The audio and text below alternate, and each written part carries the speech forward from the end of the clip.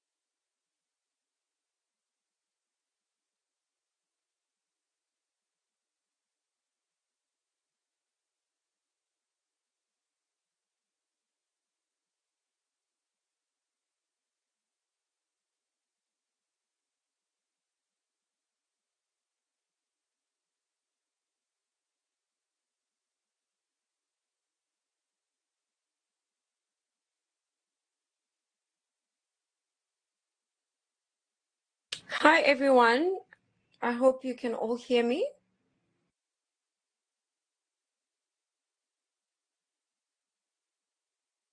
Okay, awesome.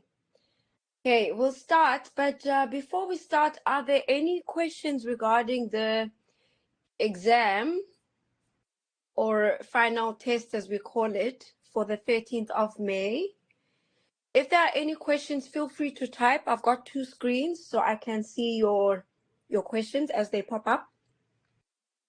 But I will maybe start because we only have an hour for this. Also, if I start coughing, please excuse me. Not feeling very well today for the past week, but I'll try to mute myself if I need to cough.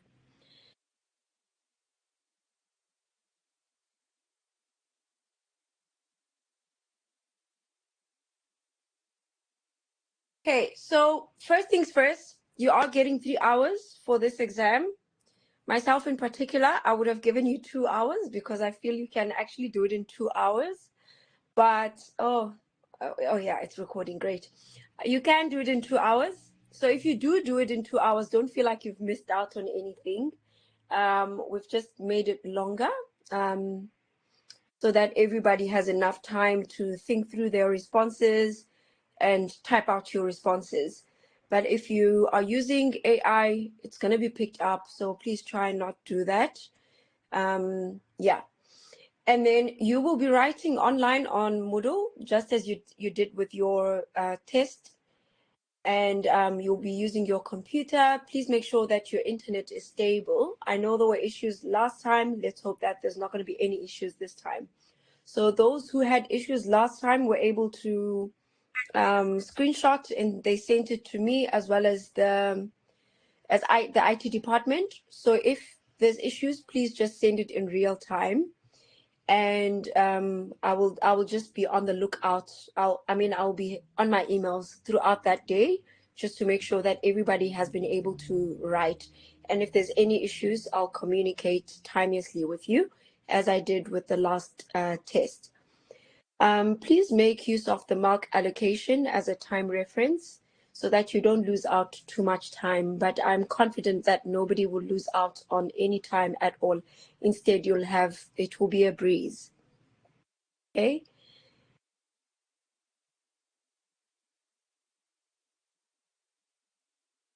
And then the chapters that will be focusing on is career counseling, child assessments, as well as interpreting and reporting assessment results. So the ethics and practical considerations is not specifically a chapter that you have to go through, but all clinicians always have to keep ethics in mind, such as, what to do if a child is distressed, things like consent, things like confidentiality. It goes with all your psychology modules. So that's just for you to keep in mind some of the things that we've discussed in class, in your case, formulations. So all of these chapters, just be aware that there are long questions for each of these. There will be a long question on career counseling, a long question on child assessments. The child assessments one, I think it's about 15. It's 15 marks, and then career counseling is about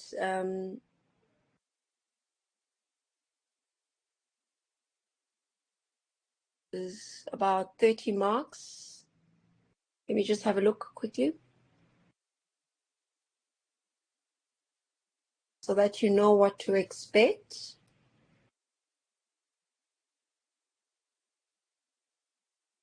Okay, I have it open here now.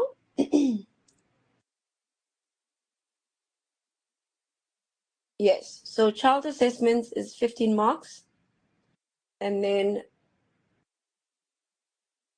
career counseling, assessment in career counseling is 30 marks, and then you have 40 marks of your last chapter that we did last week, interpretation and reporting assessment results. Okay, so we've got more marks here. Okay, and then just to also let you know that your multiple choice you only have 5 multiple choice questions. In your test, you had 10 multiple choice questions, but these are relatively easy and they covered in all the chapters, chapter 13, 15, and 16. So no surprises there. So when it comes to time, you've got more time to work on your essays. And so this is what it's going to look like. Section A is your 5 multiple choice questions out of 10 marks. And then you've got section B, which are your short questions for 20 marks. And then you've got section C, which are your long questions for 70 marks. Okay. And if I look at your exam,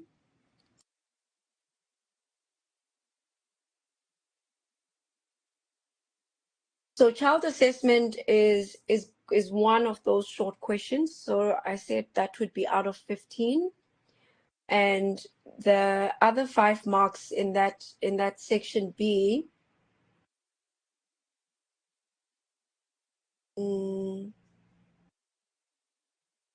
is about factors that can interfere with the assessment process, or that feed into the assessment process, without giving you too much information, but I think I just have.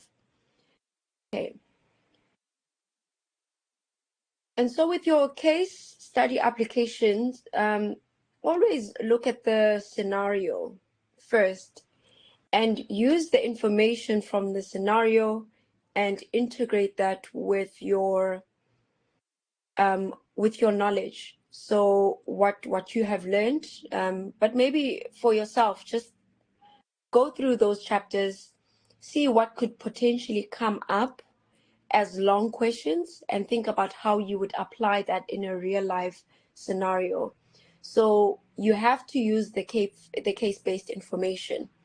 AI will give you random information, additional information that's not even included in the case. So it's good to sometimes, yes, make assumptions of what the outcome will be, but don't add additional information that is not in the case itself. So if I've mentioned that this child is 8 years old, don't assume that the child is turning 9 in the next month. You could maybe query, I wonder if the child is turning 9. And so that would be one of my questions that I would ask the parent. I mean, it's in your information gathering process as you do your intake interview. So when you speak about your intake interview, you could actually explore what sort of information you'll be gaining from the parents or the child, but also speak about consent, assent, confidentiality, what assessments you will be using, what you have to think about. So with child assessments, what's important is to think about the first few lectures that we had, where we think about different settings, different multiple sources, different occasions, and how you collect your information, and include that in how you are going to collect this information about the child. So the more information you have, the more I've got information to mark. So make sure you do that. And for some of you, it might be easier to maybe have your own Word document where as you complete your online assessment, just maybe type your responses in a Word document and then copy that and paste it onto Moodle so that you can keep track of what you are typing. I mean, it's easier on a Word document. And then structure your information in a way that's easy for me to find what you are trying to say and to see what your process looks like in assessing this child. That also helps when you first have it on a Word document, because you're really not going to run out of time this time around. When you have it on a Word document and your system crashes and you send me that link, you'll be able to show me that this is what I've actually done so far, so that you don't actually have to start from scratch when you have to rewrite. So maybe that's something you can do for yourself. And integrity is key, so not getting information from other students and using it as your own. Because if both of you have the same answers and it reads the exact same, then that gives red flags. So don't be distributing your Word documents to each other if that's what you'll be doing. So your responses should hopefully be well structured. That's not always easy to do in an exam, whereas it's easier in an assignment. But try to structure that and provide well-reasoned responses. So I need to see that you have thought through this process and you are keeping this patient in mind. So you, in all that we do, should be patient-centered. So think about the patient, or put yourself in their shoes and think about how you would like to be treated. So you need to also be able to select appropriate assessment approaches, including appropriate assessment measures. So we've been through some assessment measures for child assessments. So please only provide what we've gone through and what's in your scope and what's in the textbook. So whatever is in your textbook is in your scope. Sometimes we see people including assessments that are AI generated, that are not even real assessments, or assessments that are not even appropriate for the South African population. So your textbook does give you all of that information. So use what we've only spoken about in the class. Even those that we've spoken about, they might not appear in the slides, but maybe I've mentioned a few and we've discussed a few in the chat. I remember last week some people were like, oh, this is available online. So like an internet-based assessment. So you can use those, but please don't go and search on AI or anywhere else, because that's probably not even in your scope. So you always need to have some sort of recommendation. Remember, with your report writing, you are always looking at a reason for referral. What is the reason for referral? And your recommendation should speak to that reason for referral, and maybe including other things that you have noted in your interaction with your client. And yes, this is paper-based, so there's no interaction with an actual client, but there's enough information to tell you what else could be going on. So you will explore if there's a mood-related issue here, or if there's abuse happening in the home. And so your recommendation should actually speak to that. That maybe, and a recommendation could be as simple as, I will make a referral to the social worker to explore. I will make a referral to the occupational therapist to explore, but you need to state what they are exploring. So don't just write recommendation, refer to OT, refer to social work, because I don't know what you are referring to, and I can't actually give you points for that because you have not indicated what exactly you are referring for. And as clinicians, this is our last lecture, so I must also give you this information. When you do refer out at any point to anybody, you need to have some sort of detail as to why you are referring, so that they know what they are working with. Okay. So any questions on that at all before we go through these case studies that I'm sure some of you have sort of prepared?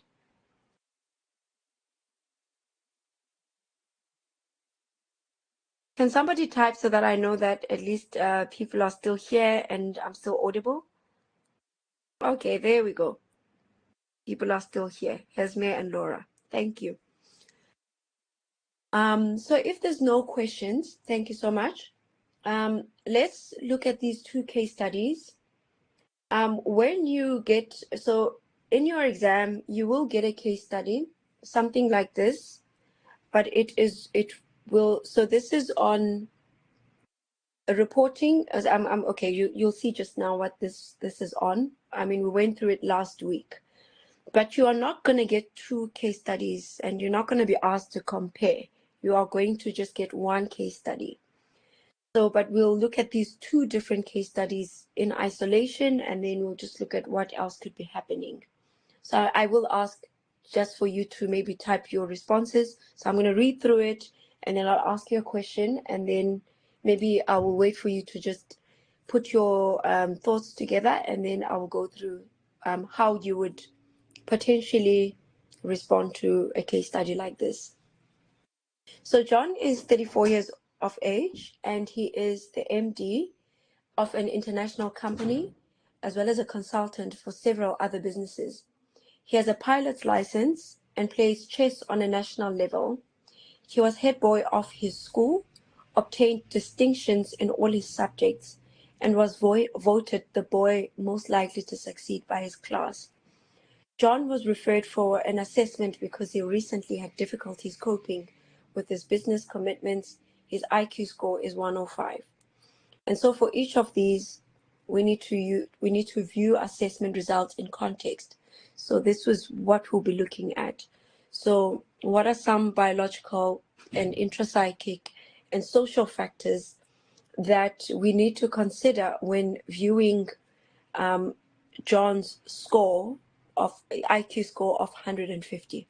So in your exam or test, I will put down the actual question. But here, this is what's happening. And I would like to just hear a bit from you as to how, you don't have to write a full essay, but I'll give you 5 minutes just to get your thoughts together and just, type in some of your responses. Even if it's like looking at maybe just the biological, or maybe just the intrapsychic or the social, or maybe you want to look at all of them. So I just want to see what your responses might sound like. So you may start now. Just for John.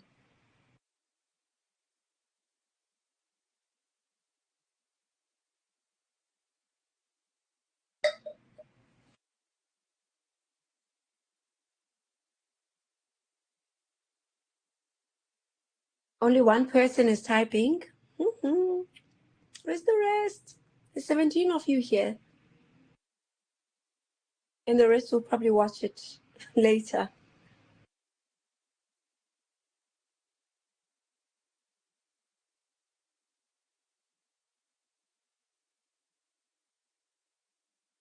So 1 minute is gone. So it's 17:50. I'll start reading your responses in the next 2 minutes, and we'll give it another minute for everyone else to type in their responses.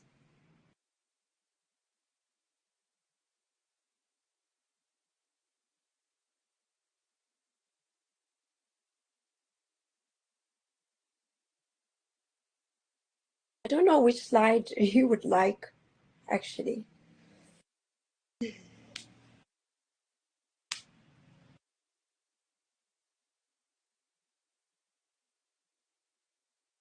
Okay, 2 minutes down.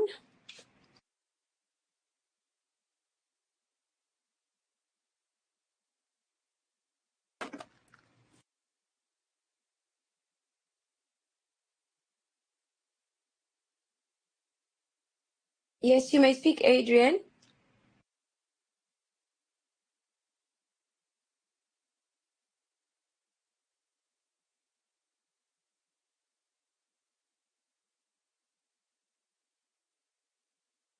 Adrian, are you speaking? Hello, ma'am. Can you hear me?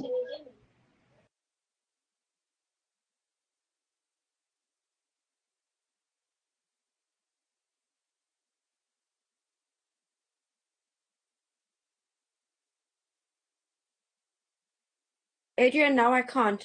Are you still speaking? No, I first wanted to hear if you can hear me. Yeah, I can hear you now. I can. I did type a response, but then halfway through I was like, am I missing the plot completely? Is it No. okay if I send it and it's still completely wrong? It's fine. I'm sure it's not completely wrong. There's no way it's completely wrong. There's no way. My brain's a bit tired today, ma'am, but I'll send it and then you'll just please tell me. Okay, thank you.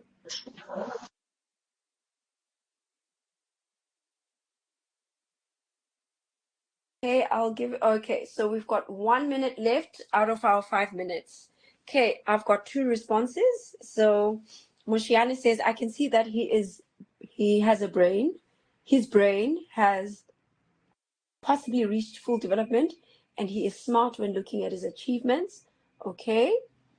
All right, you have told me what we already know, Moshiane. So now we need to make sense, though, of why his IQ score is 105. If we think about this person who's 34 years old, he is the managing director of a company.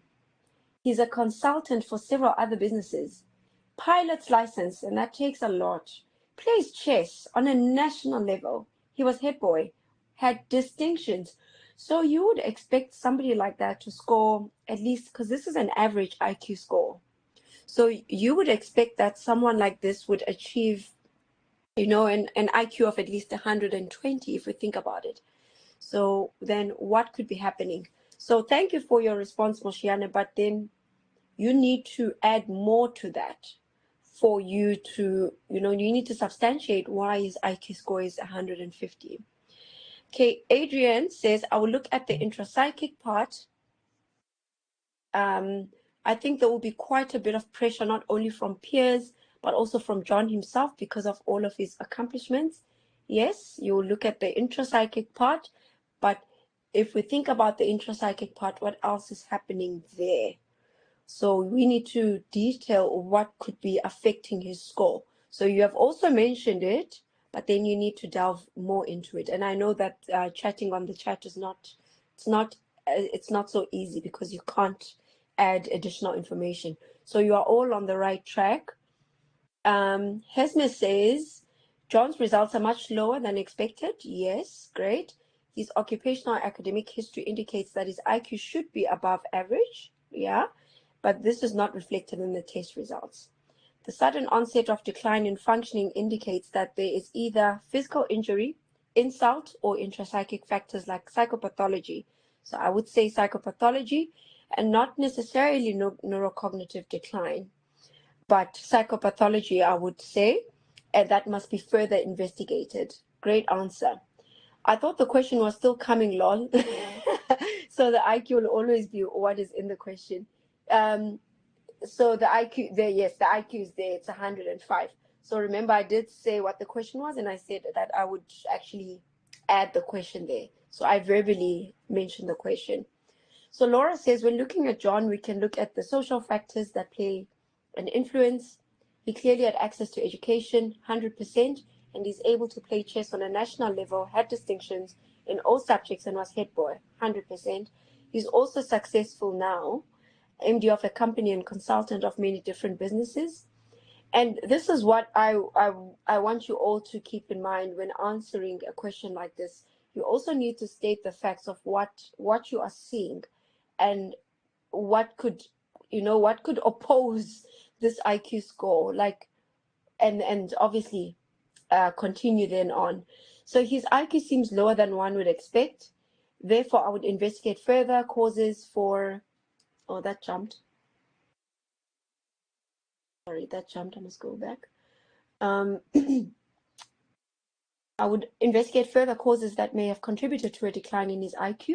I would do several cognitive tests, look at neurological factors, possibly look at physical factors such as diseases. Okay, you guys are okay, you're going diseases. But those are great answers. His score would have been influenced by stress while doing the test. I agree. Maybe because of pressure he puts on himself or from others, people expect high IQ from him. So that could have been, he could have been very stressed while taking the test. Maybe his score is not a true representation of his smartness. And that's a good closing statement. Because that's what we are trying to say, that his score is not a true representation of his smartness. That's why we have to view scores in context. And so if we think about John,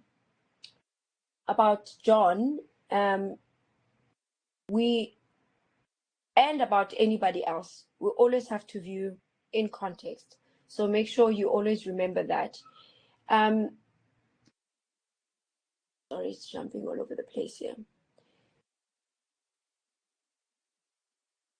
So, like I said, when you answer a question like this, do give the background context. So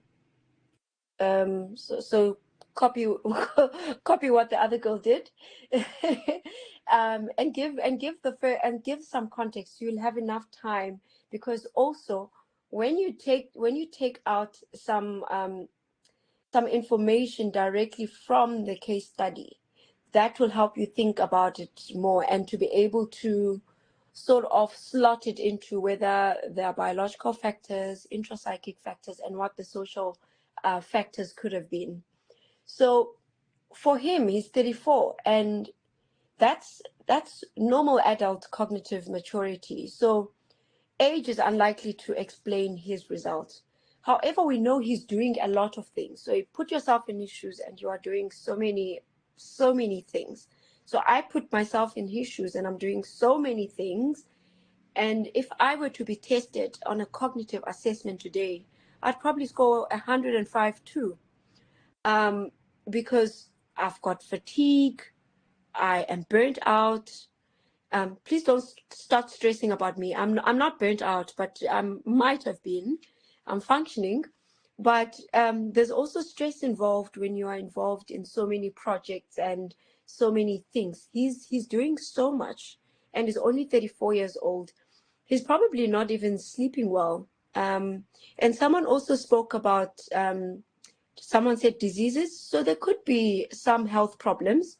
And I like that when you said diseases, to explore further. And I think that was Laura, and I think or someone else, yeah. And then Hesme mentioned some neurocognitive decline, and you would explore that. So it's good to mention that you would want to explore these things, because for someone at the age of 34 to be scoring 105, and he was previously really brilliant, something is happening now. But if we think about burnout and what it can do to the brain and what it can do to your concentration levels. Burnout looks like depression in clinical settings. And so if we think about burnout, people are really stressed. They can't cope because part of the case study tells you that he's not coping with the demands. But how can he possibly cope with so many demands? Managing director of a company and is also involved in many other things. So think about, things like fatigue, concentration.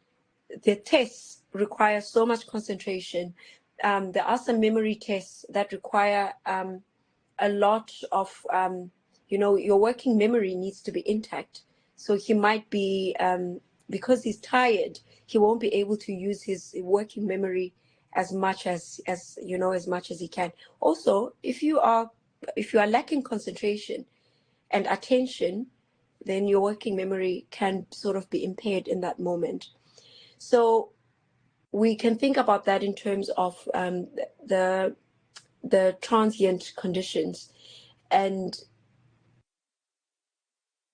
think and also just mention that he's got difficulty coping.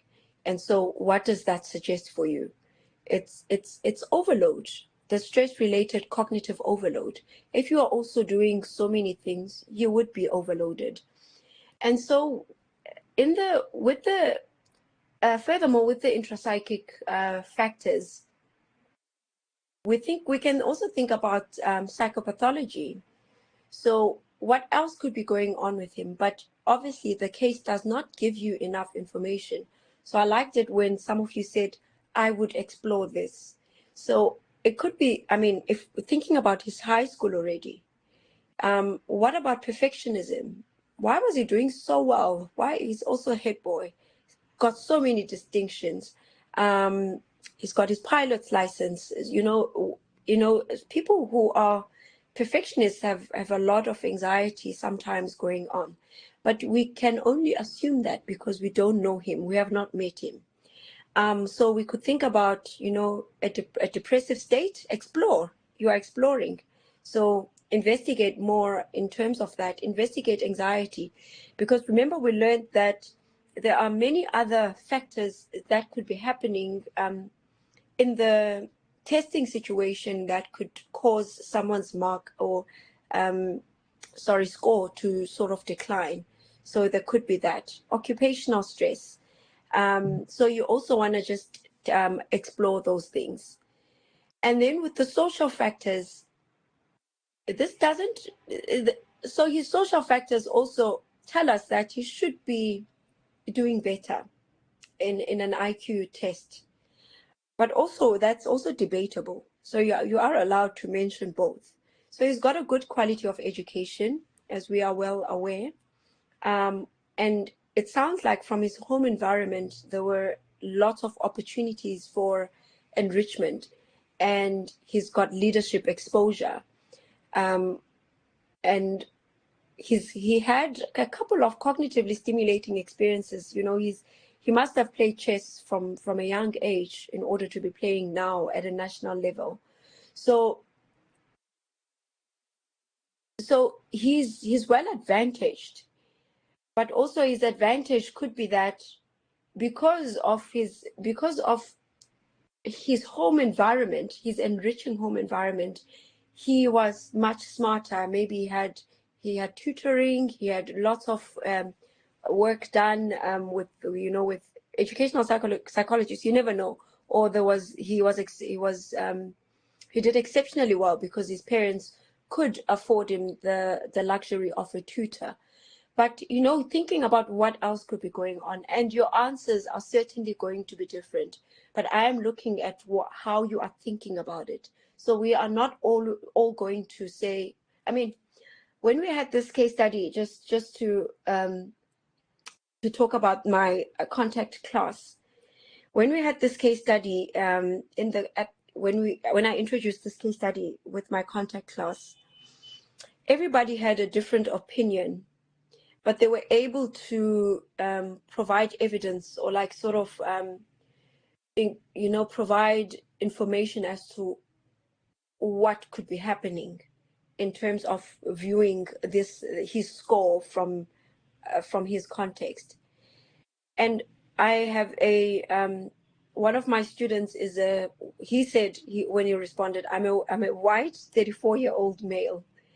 And his response was, this guy could have had all the opportunities when he was in high school. So even his academic performance is probably not even a true representation of his academic achievement, which was all of the distinctions. And that maybe he became MD because his dad is part of the company, so he got there because of his father. So because of his home background, and he had so many other opportunities that helped him to succeed. So he answered from a different perspective, but he could provide enough information as to how this score, how his score of 105 might possibly be a true representative of his IQ. But when we are thinking about viewing assessment results in context, we still have to think about what else could have been going on for him to score an average score, same as Thandi here, who scored 105, and he came from a poorer background or a disadvantaged environment.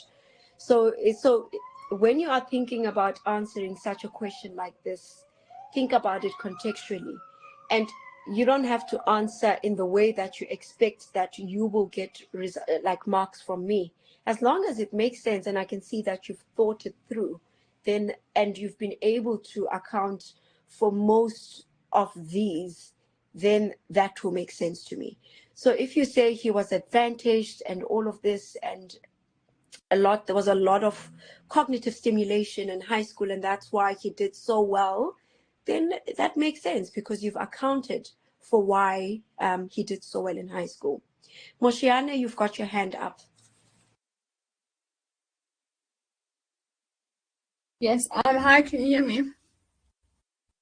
Yes, I can. So with these questions, so for the case studies, is it basically, for example, someone comes in and they write it while they take the test or assessment in front of me, and then I get the paper, and then I just go sit with it somewhere in an office while they wait for the results? No. Is that the setup? Okay. No, that's not the setup. Remember, you would have already interviewed the person, had a one-on-one with the person, and then you would have conducted a full assessment, which takes a while, and scoring does take a long time because you can't use raw scores. So you have to actually transform your raw scores to, yes. So that also takes a while. So they're not sitting outside the room and waiting for their results. It's another session that they have to come back for their results. Okay, so we'll say, because I just need to make a picture to understand how I'm actually going to answer these questions. So with the one-on-one was all the extra, the primary information that we got. Then the assessment was the IQ. Yes. And now they're coming back later on. And like, okay, so what did you find? Yes, because you've got a follow-up appointment to give them the results. Yes. Yes. And then, so can I be a pest? Sure. I'm going to be that kid. With the question, can you specify and say, discuss IQ? So, if you understand what I'm saying. I understand what you're saying. So remember I said that with this case study, this is just a case study, and I've asked the question verbally because we are discussing it. But in your exam, it will be quite clear what I'm asking. Okay. Yeah. So you will get a case study, and then you'll get So you'll get a case study, and then you'll get a question. So you just need to answer that question in relation to the case study, and then keeping all of these in mind. Oh, yes. Yeah. Okay, I feel less panicked. Thanks. Okay, that's great to hear. So okay, pleasure. So I'm going through this particular case study with you because this question is for 40 marks. So if you think about mark allocation for all of you, think about first giving the, like, you know, the brief information that you are that the case study is basically giving you. So what are you what is in the case study that you need to consider? So like one student here, I'm just going to go back to the chat, who started off with,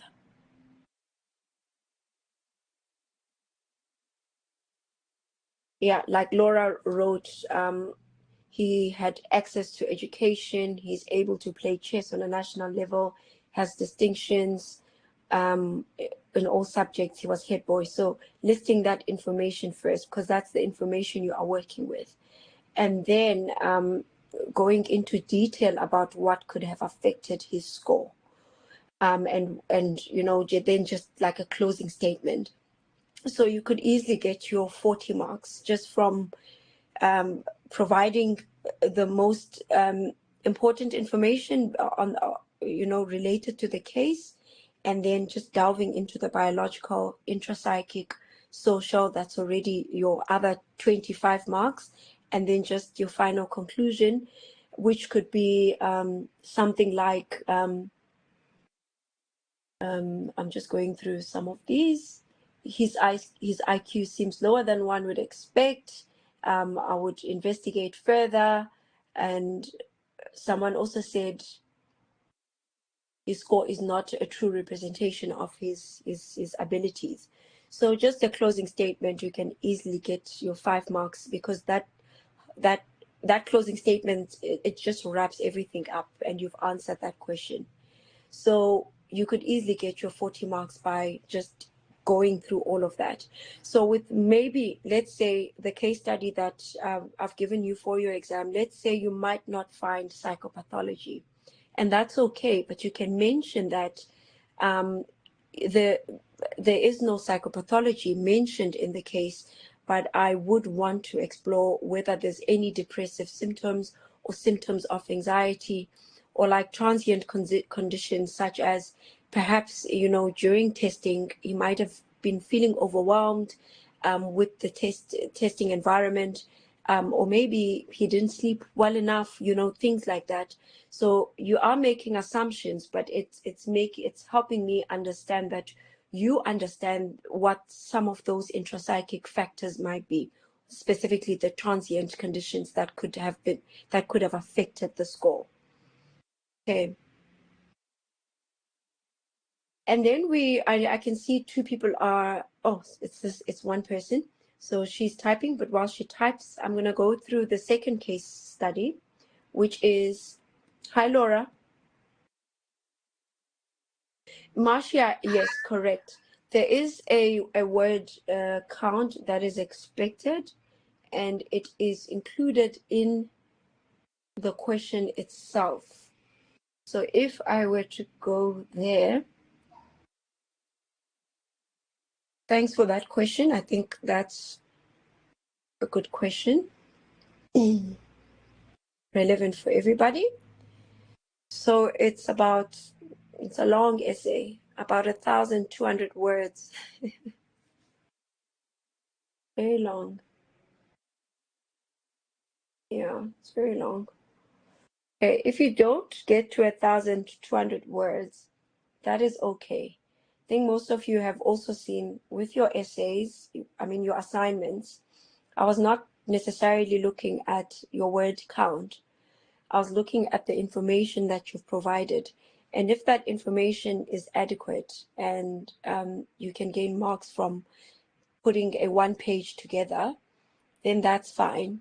But if but I know with Moodle you can write up to 20 lines. I'm not sure how much 20 lines is. So write as much as you can, and you are not getting negative marking because you've not reached the word count. What's important is that information, and hopefully you all know that that is true, because in your assignments I wasn't looking at your word counts. Sorry, Laura, you were talking, and then I answered Marcia's question. You're welcome to speak again. Hi, can you hear me? Yes, I can. Okay, great. Then I'll rather speak than type. I was trying to find a way to word it. Okay. When you say there's only like one question will be 40 marks, does that mean there's only one question per section? So like you said, for career counseling, it's around 30 marks. Does that mean you're literally just answering one question per section? So there won't be other like short answer questions besides the MCQs, right? Oh, never mind. Okay, thank you. Have I answered you? You did. You just confused me when you said one like question will be 40 marks. So I was like, yo, does that not take up like the whole section of marks? But no, okay, it makes sense. Thank you. So the long questions and case studies is for 70 marks. So this particular case study that we're going through bears the most marks, which is 40 marks, and that's why I'm going through that with you. Also because we only had the lecture last week, so I think you've probably consolidated the child assessments and the career counseling stuff. So interpretation and reporting, I think that's an important one. So that will be for 40 marks, a question like this. But it will be a longer case study, I must say. It will require you to really think about what you are looking at and how to make sense of it. And then the second case study I want us to briefly go through is the one about Thandi. She's 20 years old and is a prospective university student. Her father is a manual laborer. She comes from a disadvantaged environment, and the quality of her education was poor. She requested help in deciding whether she would be capable of doing a science degree, and her IQ score is 150. Maybe for you, what pops up when you, maybe just one word, what pops up when you read this case study? I'll give you 2 minutes for that.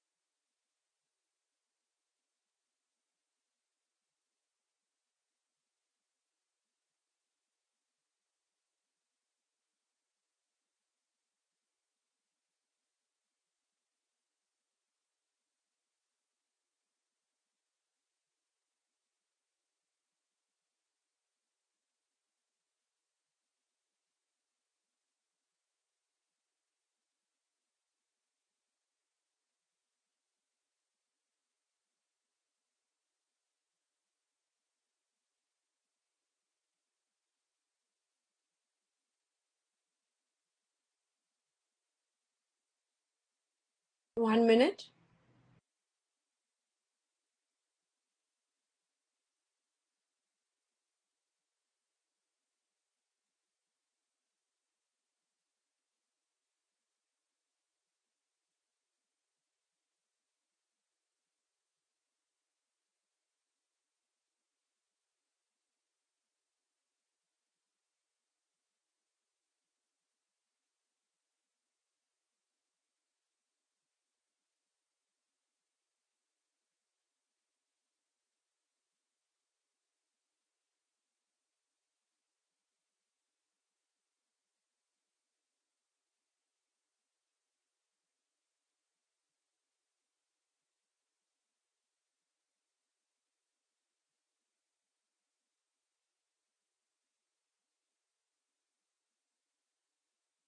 Great, Anna.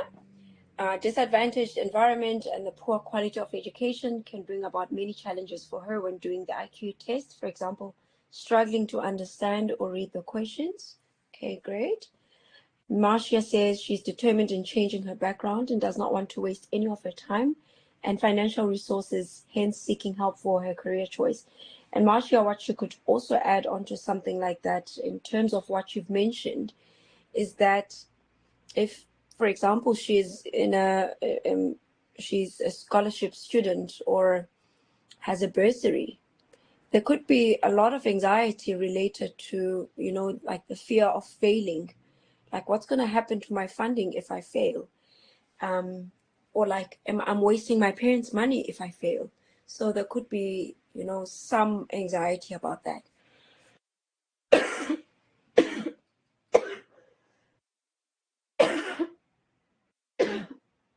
Excuse me. Okay, I see a few more typings. I'll just give it another minute.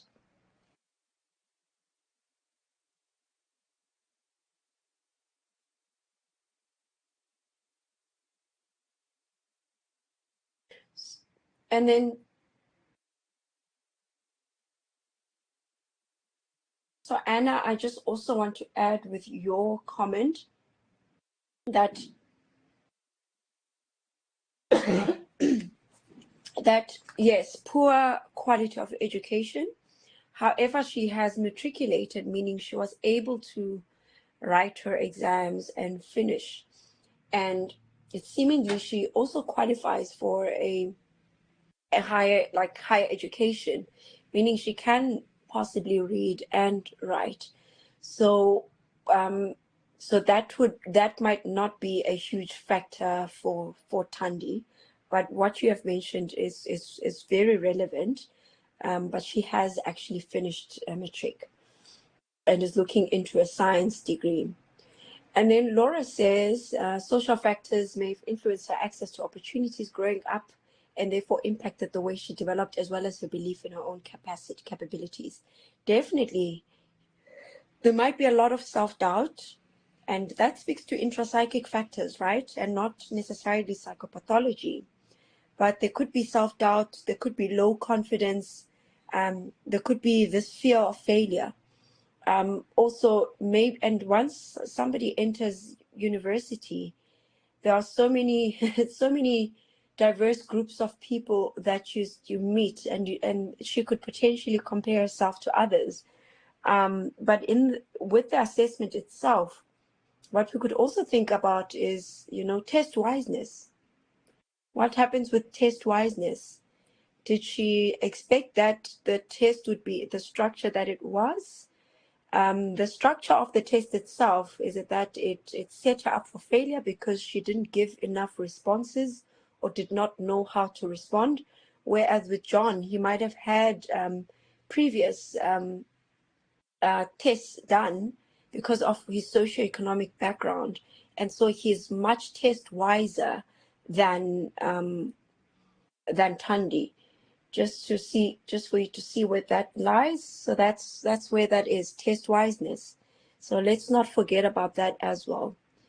And some of these tests are timed, and culture plays an important role with time. Some cultures don't believe in, you know, doing things quickly. It's about taking your time, and you're never really late for a 10 o'clock meeting if you arrive at 10:30. In some cultures, I know my culture is a little bit like that, and that I'm not saying everybody else who's closer like me's culture is like that, but time is not really a huge factor. So it could be that she could have also lost time in some of the timed tests. So it also speaks to test wiseness, and culture. But what also could be happening? So all of you have mentioned some of these. Her disadvantaged educational background, but in fact, she still achieved an average score of 105, same as John. But for John, other things could have impacted his score. But with Thandi, do we believe that this is a true representation of her score? It comes from a disadvantaged educational background. Test wiseness. Also, who spoke about language? It was Anna. So it could also, Anna, be like a language issue, because obviously still not everybody who qualifies for a university degree is, you know, speaks English very well. So you never know, might have been tested using an English test because that's what you qualified for. because maybe she went to an I don't know, the language of instruction at university actually is English, so tested in English most probably, and that might have impacted on her score. So we also have to think about language in this one. Yeah, so we think about where are we now? So socially, schooling. Some of you have mentioned that.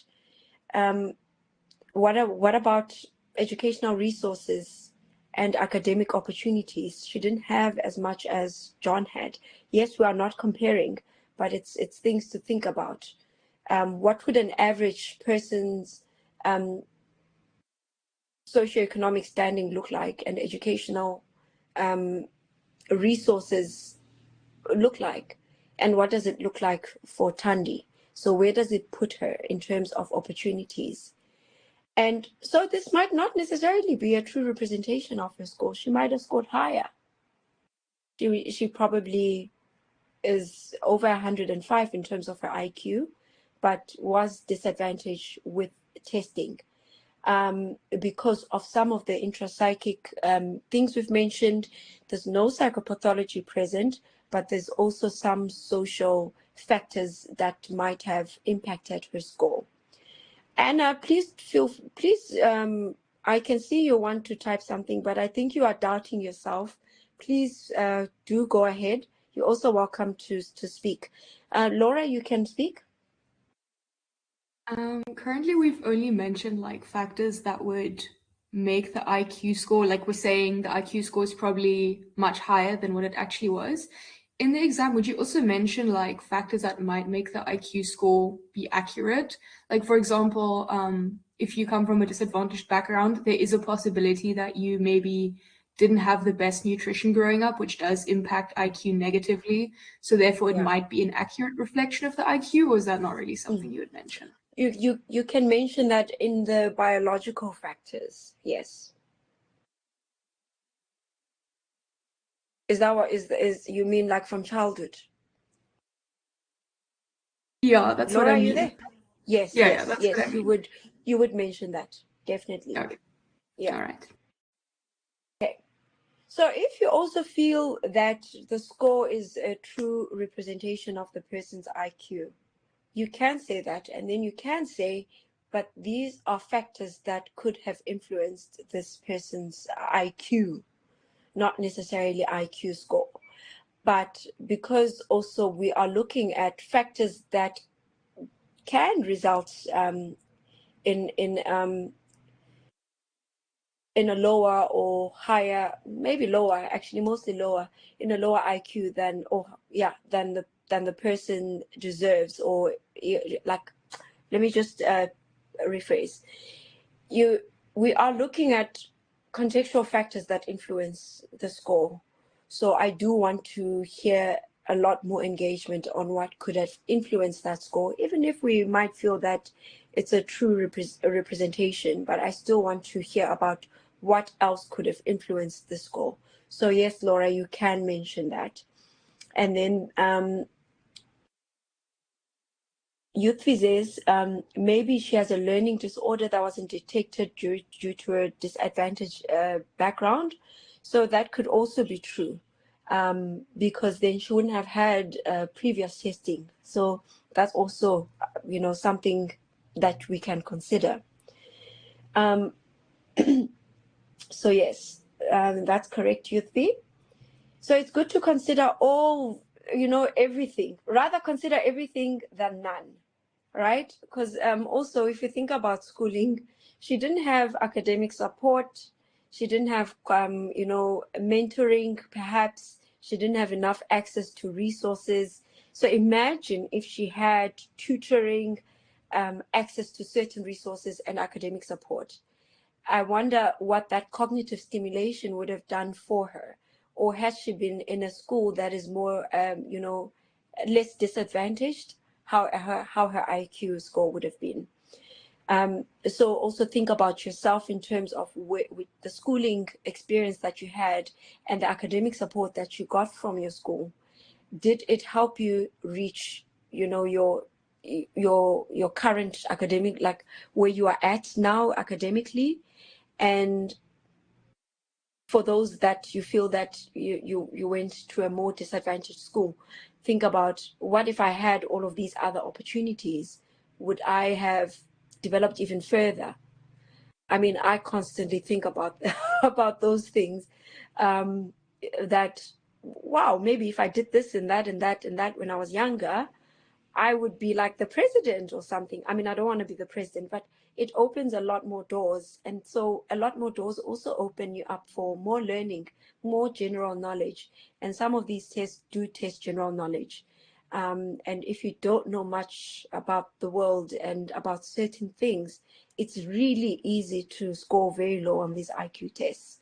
So we should view an IQ score from the person's contextual background, and that's why you have 40 marks for this one, because it's quite an important consideration to take in as you guys, you know, move on to administer psychometric assessments, so that you don't just view the score as like the final, and you think about other things that could be happening.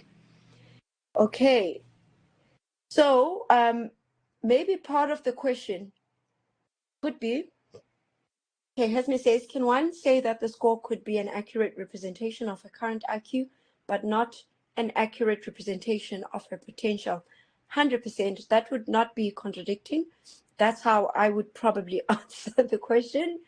It's safer to answer that way, but also because it's a paper case study. You've not met this person. So you could say it could be. Yeah, so I do agree with that, because her potential is much more than, you know, where she's at right now. With the right support, she could do even more. So now let's say the question is, would she be capable of doing a science degree? So your answer, Hesme, does actually answer that question. That, okay, let's say some people say it's not a true representation of her current IQ. However, she has more, you know, she could have more potential with additional support. So you can also put it that way. So with additional, you could say she would be capable. With more additional support in certain areas, she could actually do well in a science degree. And you could actually include what that support would look like for her. Because if we're saying that the IQ of 105 is not a true representation of her IQ or of her potential, then it means that with additional help, with additional tutoring, she can actually make it through a science degree if her school results, you know, allow. So in your test, I must just tell you, there will be school results that will be added onto that, so that you can.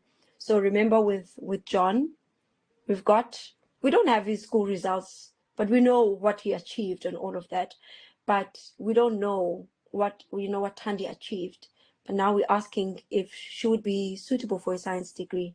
So if you get a case study like this, it will include her academic grades. Then you can take it from there and see whether it correlates to her IQ score and whether she would be suitable for that particular degree, whatever that may be in your test. Adrian says, can we say some factors indicate that it might be an accurate representation of her IQ, but other factors indicate that it might not be 100%? You can certainly say that. Yeah. So I'm sure you can all see that there's different ways to answer this, as long as you can specify why you say that. So you can certainly say that, both of you, Hesme and Adrian, but you just would need to add more information as to why you would say that. And always go back to this, to this diagram, just to make sure you've covered everything that is relevant to the case study. So in your exam, this will be, let me see if this is your last question. this is your last question. So knowing that this is your last question and it's for 40 marks, I mean, it's not going to take you an hour to complete this. But let's say you are into 2 hours of your exam and you are over the 2 hours. If I were you, if I'm over 2 hours, I would jump onto this question and complete it. And if Moodle allows, then go back to the previous question and just answer the previous question.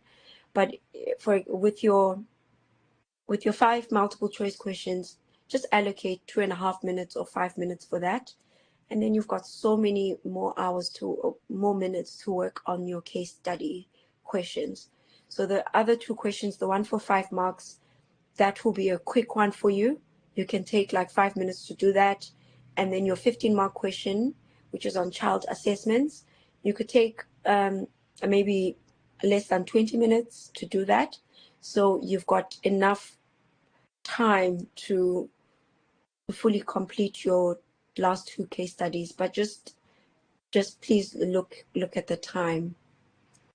Youth V, I'm not sure, but I have not.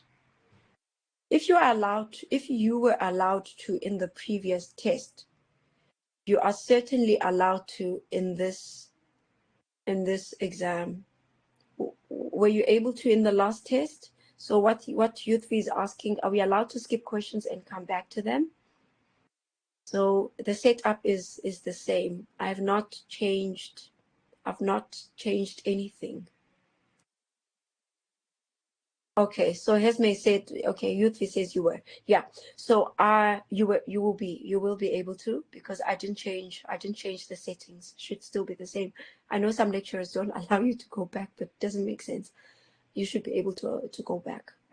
Just in case you have enough time to go and add additional information. So that's it from my side. This is the end. I was supposed to add somebody's cat or dog. It was a cat. And this has been such a weird week for me. I've been very sick for some reason, but I've been very busy at the same time with my PhD, that I knew I had to add somebody's cat, and I'm sorry that I haven't done so. If you are here, I will include it for, my contact students will see your cat on Monday when we have our lecture.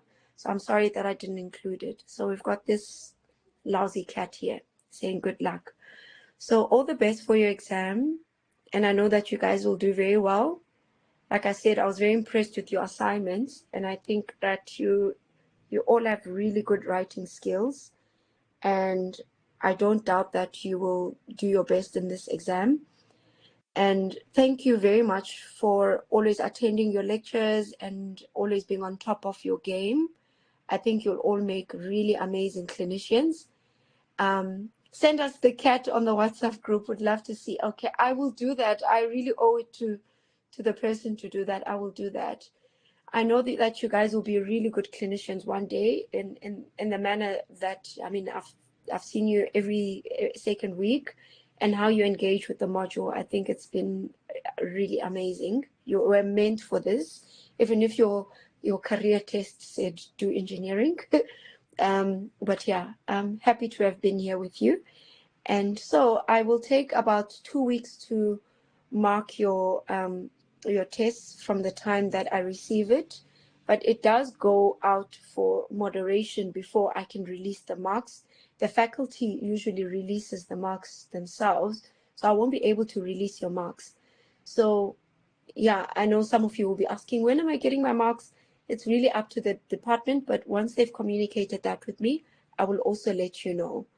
And if your marks change from what I gave you, then I will let you know. Sometimes, sometimes there's like a 2% change. Sometimes if there is a change and they drop it down, I'm like, no, the student did very well. Don't drop it down. So I do fight for your marks as well. But yeah, you will know. I wish you all the best in all that you do. Good luck for all of your exams and good luck for next semester. Yay! Okay. All right.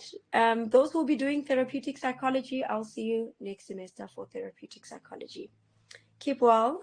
Thank you, Hasme. I really appreciate that. Thank you, Marcia. Bye, everyone.